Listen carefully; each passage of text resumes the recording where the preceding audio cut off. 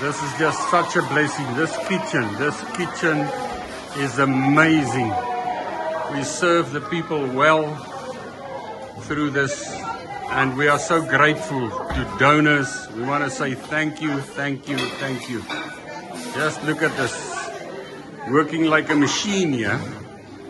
This is the last meal that we give a group that have just finished. So they're going off with a hamburger and chips each, actually two, one for now, one for the road, a drink, packet of chips, hamburger, and they're off. Like one testimony was, my cup is overflowing. And we are so, so grateful.